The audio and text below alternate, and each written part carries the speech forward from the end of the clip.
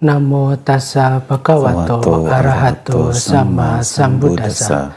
Namo tassa bhagavato arahato sama sambuddhassa. Namo tassa bhagavato arahato sama sambuddhassa. Selamat sore, Namo Buddhaya. Namo Buddhaya. Pemirsa TVRI Bali yang berbahagia, pada kesempatan hari ini di Mimbar Agama Buddha ini kita kedatangan narasumber yang luar biasa.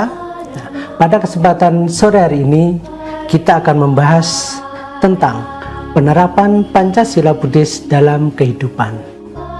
Nah, oke, kita akan sapa dulu Bapak narasumber yang sudah hadir pada kesempatan sore hari ini.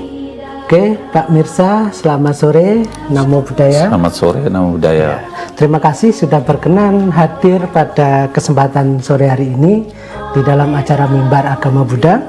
Nah, Pak Mirsa, untuk tema yang dibawakan pada sore hari ini sangat menarik, ya, yaitu tentang Pancasila Buddhis dalam kehidupan atau penerapannya dalam kehidupan. Nah, Pak Mirsa, Pancasila Buddhis ini apakah sama ya, dengan Pancasila sebagai dasar negara kita? Baik, jadi kalau kita bilang sama itu kan berbeda sekali ya, karena di sini kita akan membahas tentang Pancasila Buddhis. Nah, jadi Pancasila Buddhis ini terdiri dari dua kata, yaitu panca dan sila. Nah, panca ini artinya 5, sedangkan sila artinya etika, aturan atau kemoralan kita. Nah, jadi Pancasila Buddhis adalah 5 dasar atau 5 latihan kemoralan yang harus dijalankan oleh umat Buddha agar hidup kita itu bisa menjadi bahagia, damai, harmonis, dan tentram, terutama di dalam masyarakat, jika kita bisa melaksanakannya dengan baik. Nah, oke Pak Mirsa. Jadi secara umum Pancasila Buddhis itu berbeda dengan Pancasila yang ada di dasar negara kita. Nah, pemirsa, untuk mengetahui apa saja Pancasila Buddhis itu, nah, mohon untuk Pak narasumber memberikan penjelasan tentang apa saja sih yang ada di dalam Pancasila Buddhis. Nah, kenapa Pancasila Buddhis ini sangat penting untuk kehidupan umat agama Buddha? Baik, sebelum masuk sana, saya akan menjelaskan terlebih dahulu bahwa penerapan dari Pancasila Buddhis ini untuk umat Buddha yaitu sebagai dasar ya, karena Pancasila Buddhis ini bukan hanya dianggap sebagai larangan ya, tetapi sebagai dasar kesadaran kita untuk menuju pengembangan kualitas diri kita menjadi lebih baik atau lebih positif lagi, karena di dalamnya itu misalnya tidak membunuh, tidak mencuri, tidak berbuat asusila, tidak berbicara kasar, atau tidak minum yang menyebab lemahnya kesadaran kita. Ya, nah itu isi dari Pancasila Buddhisnya ya Pak. Ya. Kemudian Pak Mirsa, ini sangat menarik ya, sangat menarik untuk penjelasannya. Nah, Pak Mirsa, panati pata wiramani sikapadang samadhyami atau menghindari pembunuhan itu secara garis besarnya seperti apa, Pak? Baik, nah cara kita menghindari pembunuhan dalam agama Buddha, nah kita sebagai umat Buddha, cara menghindari pembunuhan bisa kita mengembangkan atau mempraktekkan namanya cinta kasih atau metta. Terus kita juga bisa mengembangkan namanya kasih sayang atau karuna dalam kehidupan suatu makhluk. Nah, di dalam praktek metta dan karuna ini kita bisa membebaskan makhluk yang terluka, menderita atau tersakiti supaya tidak terjadinya pembunuhan. Nah, oke Pak Mirsa, itu tentang pembunuhan. Kemudian yang kedua, di situ tadi Pak Mirsa menjelaskan bahwa menghindari pencurian. Nah, secara kompleksnya seperti apa dalam penerapan kehidupan umat Buddha sendiri? Baik, secara kompleks untuk menghindari pencurian ya, kita bisa selalu meminta izin ketika meminjam barang atau benda hak milik orang lain, karena dengan tidak ada izin ketika kita meminjam benda atau barang hak milik orang lain tersebut, maka itulah yang dikatakan namanya pencurian ya. Nah, untuk pencurian ini begitu sama dengan artinya ketika ada orang lain memiliki hak cipta seperti punya lagu, kemudian punya karya-karya sastra yang lain, kemudian kita mengakui atau menjiplaknya, itu juga termasuk pencurian, Pak ya? Termasuk, Pak. Maka dari itu ketika kita misalnya ya mengambil karya orang lain atau ciptaan lagu dan lain sebagainya, itu makanya kita harus meminta izin supaya tidak terjadi namanya pencurian. Nah, itu tadi penjelasan untuk sila yang kedua. Jadi untuk sila yang ketiga ini yang ramai sekali biasanya di media sosial, itu adalah menghindari perbuatan asusila ya. Bagaimana Pak penerapannya dalam kehidupan sehari-hari? Baik, penerapannya dalam kehidupan sehari-hari ya, terutama bagi umat Buddha ya, kita harus setia terhadap pasangan kita, terutama bagi yang sudah berumah tangga ya, kita tidak boleh berselingkuh, berzina atau bermain wanita di belakang ya, karena antara suami dan istri itu harus sama-sama setia terhadap pasangannya. Jika salah satu melanggar antara istri atau suami, maka itulah yang disebut dengan perbuatan asusila dan melanggar termasuk sila. Nah, terima kasih Pak, penjelasannya luar biasa. Untuk baru 3 sila Pak ya, sudah dijelaskan. Nah, sangat luar biasa penjelasan dari Pak Mirsa. Oke, jadi pemirsa ya, topik ini sangat menarik. Kita akan kembali setelah pesan-pesan berikut ini.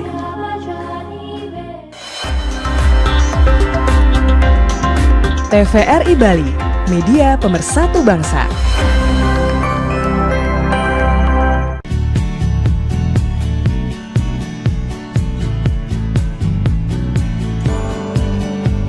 Deteksi kanker payudara bisa dilakukan dengan sadari, yaitu pemeriksaan payudara sendiri.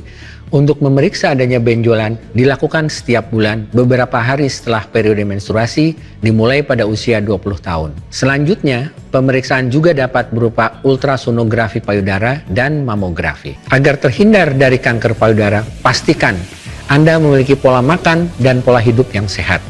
Konsumsi buah, sayur, kacang, dan biji-bijian sangat baik untuk kurangi risiko kanker payudara. Selain itu, hindari konsumsi alkohol, merokok, stres, dan jangan lupa juga berolahraga secara teratur.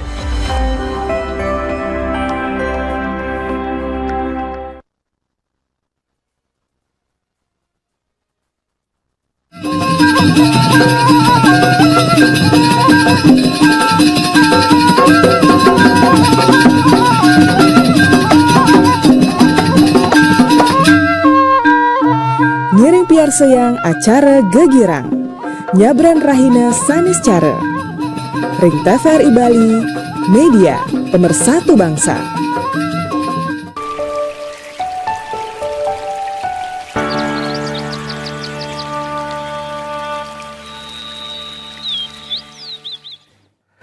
Oke pemirsa, kita kembali lagi ya. Untuk topik ini akan dijelaskan langsung atau dijelaskan kembali kepada Pak Mirsa tentang sila keempat dan sila kelima. Silakan Pak Mirsa untuk sila keempatnya dan kelima.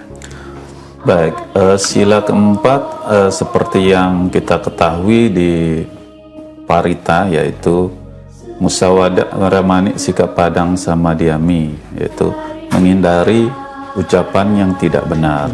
Nah, penerapannya kita sebagai umat Buddha itu dalam kehidupan kita sehari-hari itu kita harus selalu jujur. Nah, terus menghindari namanya penyebaran berita bohong, hoax atau fitnah, dalam kehidupan kita sehari-hari, serta kita tetap menerapkan ucapan yang bermanfaat ya untuk kemajuan dan perkembangan batin kita sebagai umat Buddha. Kadang sekarang kita lihat banyak orang gosip dan lain sebagainya. Nah, gosip-gosip yang tidak bermanfaat atau tidak berguna ini harus kita hindari ya, karena di media sosial ya banyak sekali kadang kita melihat seperti contoh berita hoax. Nah, kita sebagai umat Buddha harus bisa memilah dengan baik ya.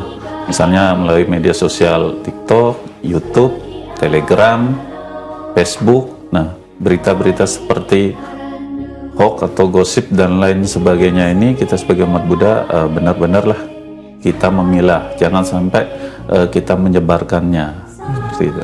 Oke. Nah, itu yang sila keempat ya Pak Mirsa, Ya. tentang menghindari berucap yang tidak benar atau menghindari berbohong. Tapi kenyataannya Pak ya, di dalam kehidupan sehari-hari itu banyak orang mengatakan, saya berbohong ini untuk kebaikan loh. Nah, bagaimana menurut pandangan agama Buddha Pak Mirsa? Apakah diperbolehkan ketika kita berbohong tapi demi kebaikan? Ya, ini sangat menarik sekali ya. Mungkin sehari-hari kita sering mendengar bahwa berbohong demi kebaikan ya. Sebenarnya di kenyataannya ya, berbohong itu tidak ada namanya demi kebaikan ya. Berbohong itu tetap kita melanggar namanya sila keempat ya. Tidak ada namanya berbohong demi kebaikan. Namanya berbohong itu pasti sesuatu perbuatan yang tidak benar ya, atau sesuatu ucapan yang tidak jujur kepada orang lain. Maka kita sebagai umat Buddha di sila keempat ini harus benar-benar jujur ya. Sekali lagi saya katakan bahwa tidak ada namanya berbohong demi kebaikan dalam agama Buddha atau umat Buddha ya. Oke. Ya, terima kasih Pak. Jadi sekali lagi, jadi yang namanya perbuatan atau menghindari ucapan yang tidak benar itu nggak ada ya, jujur untuk atau demi kebaikan itu nggak ada ya Pak Mirsa ya. Nah, untuk yang kelima ini Pak Mirsa. Nah, ini kelima ini yang Surameraya, Maja Pamadatana, Wiramani, Sikap Padang, Samadhyami. Nah, mohon untuk dijelaskan lebih lanjut Pak ya. Iya. Nah, sila kelima ini artinya bahwa menghindari minuman atau makanan atau zat yang bisa menyebabkan lemahnya kewaspadaan kita ya. Penerapannya kita sebagai umat Buddha ya, kita harus menghindari namanya minum alkohol. Nah, alkohol ini kan banyak sekali mereknya ya sekarang di dunia ini. Mungkin yang saya tahu ya seperti bir, arak, tua ya. Ini harus kita hindari dalam agama Buddha, apalagi banyak sekali mengandung alkohol, karena itu bisa juga menyebabkan lemahnya kewaspadaan atau kesadaran kita. Terus kita sebagai umat Buddha juga harus menjauhkan diri kita dari namanya narkoba atau narkotika ya. Karena sekarang kan di Indonesia banyak sekali penyebarannya ya. Jadi kita sebagai umat Buddha harus benar-benar menghindari ini ya, karena sangat berbahaya sekali untuk kehidupan kita ya. Terus zat adiktif ini banyak sekali, misalnya kita menemukannya ya di dalam makanan ya. Itu juga harus kita benar-benar melihat dan memilihnya dengan secara baik ya, karena semua yang saya katakan tadi itu bisa menyebabkan lemahnya kewaspadaan kita dan bisa juga menyebabkan tidak terkontrol dirinya kita ya. Jika kita bisa menerapkannya dengan baik ya, maka tujuannya itu pikiran kita itu bisa menjadi jernih, ketika kita bertindak atau berpikir atau berperilaku juga bisa lebih baik ya. Karena berbeda dengan orang yang kesadaran atau kewaspadaannya sudah tidak stabil, itu pasti banyak kesalahan-kesalahan yang dilakukan. Oke, jadi yang sila kelima ini adalah secara garis besarnya menghindari mabuk-mabukan ya Pak ya. Namun yang Bapak jelaskan tadi tentang makanan atau minuman yang menyebabkan lemahnya kesadaran. Nah, untuk dalam kehidupan sehari-hari tidak hanya itu kayaknya Pak ya. Iya. Tidak hanya itu, kemudian banyak sekali kita menemui di kalangan masyarakat bahwa kalau anak-anak main game terlalu lama, nah itu juga termasuk nggak pelanggaran sila kelima Pak. Karena kalau terlalu main game seneng terus tuh anak disuruh diem aja kan pasti nangis. Iya. Nah itu gimana? Apakah termasuk melanggar sila kelima atau tidak? Baik. Nah, menurut pandangan saya bahwa jika seorang anak bermain game terlalu lama, itu kan bisa menyebabkan ketidakfokus atau kewaspadaannya itu berkurang, atau kesadaran itu bisa berkurang, atau bisa menyebabkan anak tersebut selalu kecanduan. Karena di sini kita sebagai orang tua juga harus bisa mengontrol anak kita itu ketika bermain game ya, supaya tidak kecanduan lah pada intinya. Kalau dibilang termasuk ya termasuk melanggar Pak, kalau berlebihan ya, tapi kalau misalnya cuman sebentar-sebentar kan tidak ya, seperti itu. Oh gitu ya. Nah selain makanan dan minuman yang menyebabkan lemahnya kesadaran, kebiasaan-kebiasaan seperti main game, kemudian yang lagi marak saat ini yaitu seperti judi online, itu juga termasuk pelanggaran sila kelima Pak ya.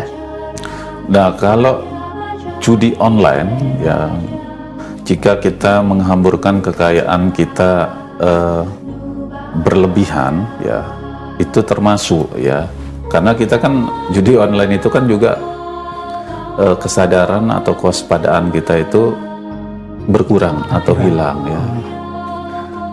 Oke, nah jadi pemirsa, jadi 5 sila itu yang sudah tadi dijelaskan oleh Pak narasumber, dari tidak membunuh, tidak mencuri, dan tidak berbuat asusila.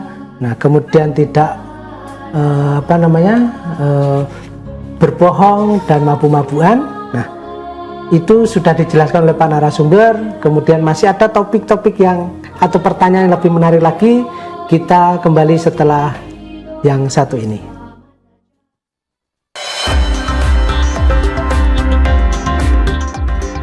TVRI Bali, media pemersatu bangsa.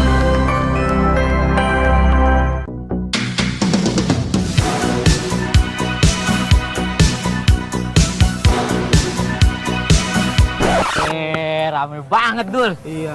Tuh ada yang olahraga. Iya.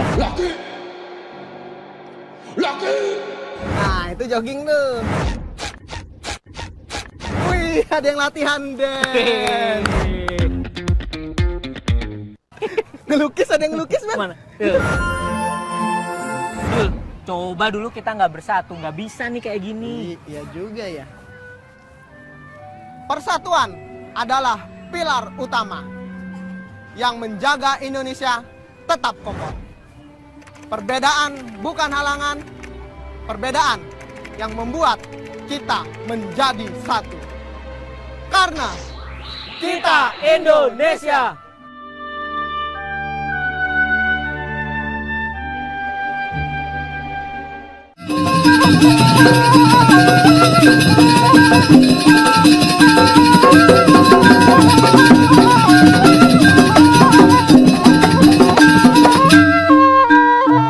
Ngiring piarseuang acara Gegirang Nyabran Rahina Sanis Care Ring TVRI Bali, media pemersatu bangsa.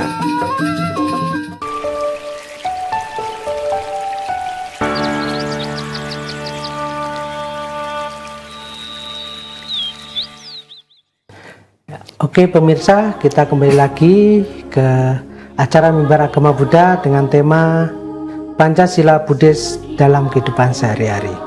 Nah, Pak narasumber tadi sudah dijelaskan tentang 5 sila secara detail dengan penerapannya. Nah, kemudian yang saya tanyakan satu pertanyaan lagi, ya, ketika umat itu sudah melaksanakan 5 sila itu, nah, apa sih manfaatnya dan faedahnya lah untuk umat Buddha sendiri? Baik, terima kasih. Jadi manfaat penerapannya bagi umat Buddha ya. Kita sebagai umat Buddha kan biasa melakukan puja bakti itu setiap hari Minggu. Nah, dan di sana juga kita biasanya membacakan namanya Parita Pancasila. Nah, tujuannya apa? Ya, untuk kebahagiaan kita, untuk ketenangan dan kedamaian di masyarakat. Ya, nah, tujuan jangka panjangnya dari penerapan Pancasila Buddhis ini sebagai fondasi spiritual kita, ya, untuk mencapai kebahagiaan tertinggi, atau biasa di dalam agama Buddha itu biasa kita sebut dengan Nibbana. Nah, itu manfaat penerapan Pancasila Buddhis jika umat Buddha melaksanakannya dengan baik, ya. Akan memperoleh manfaat, mencapai ketenangan batin, atau bisa juga mencapai tujuan akhir daripada umat Buddha, yaitu mencapai Nibbana. Ya. Oke, Pak Mirsa, ya, dari kelima sila ini sangat bagus, ya, sangat luar biasa, dan 5 sila ini memang menjadi pedoman, ya, pedoman bagi umat Buddha dalam kehidupan sehari-hari. Nah, kita yakin bahwa kalau umat Buddha itu melaksanakan 5 sila ini dengan baik, pastinya akan memperoleh ketenangan batin, kemudian hidupnya juga bahagia, sama sanak saudara juga rukun, ya. Kemudian juga sama tetangga juga rukun. Karena apa? Di dalam 5 sila ini, yang pertama tidak membunuh, kemudian tidak mencuri, tidak berbuat asusila, tidak berbohong atau berdusta, dan tidak mabuk-mabukan. Karena kelima inilah yang menjadi dasar umat Buddha untuk hidup bermasyarakat. Nah, secara keseluruhan atau kesimpulannya, Pak Mirsa, ketika umat Buddha ini melaksanakan 5 sila dengan baik, dengan teliti, dengan penuh kewaspadaan, maka niscaya kebahagiaan tertinggi itu bisa diperoleh. Nah, tuh. Jadi pemirsa, ketika umat Buddha ini melaksanakan 5 sila dengan baik, tidak membunuh, tidak mencuri, tidak berbuat asusila, tidak berdusta dan mabuk-mabukan, maka kebahagiaan akan menyertainya. Nah, selain itu juga seperti hukum di negara kita juga ada yang melarang, ya Pak, ya, melarang untuk melakukan pembunuhan juga. Itu juga, ya, hukum agama juga dilarang, hukum negara juga dilarang. Nah, semua konsep-konsep Pancasila Buddhis ini sangat relevan dengan apa yang ada di negara kita, ya. Seperti halnya kita tidak boleh berdusta. Nah, berdusta ini kan banyak sekali, Pak Mirsa, ya, banyak sekali apa namanya, jenis-jenisnya. Ya. Nah, saya pernah membaca, Pak, ya, bahwa apa namanya, suatu kebenaran itu kalau disampaikan tidak tepat pada waktunya juga tidak akan menjadi sebuah kebenaran. Ya, dan tidak contoh, dipercaya. Ya, contoh apa namanya, berita hoax itu kan, ya, juga sama, karena sudah lewat masanya, akhirnya diulang lagi, akhirnya menjadi pemberitaan atau menjadi sebuah fitnah dan lain sebagainya. Nah, pemirsa, ya, untuk kita, ya, sebagai umat Buddha yang baik, kita harus melaksanakan atau harus melatih diri. Ini latihan namanya, Pak, ya, latihan sila. Nah, melatih diri untuk menjalankan Pancasila Buddhis itu. Nah, kesimpulan dari materi ini, ya Pak Mirsa, saya dapat menyimpulkan bahwa kehidupan bermasyarakat di kalangan umat Buddha atau kalangan umum yang menjadi pedoman adalah Pancasila ini. Betul. Ya, 5 sila ini sebagai dasarnya. Ya, karena 5 sila inilah yang menjadi dasar pedoman atau dasar moralitas agama Buddha. Nah, jadi secara apa namanya? Secara garis besarnya umat Buddha kalau berpedoman pada 5 sila ini, menjalankan dengan baik, pasti akan memperoleh yang namanya kebahagiaan itu pasti.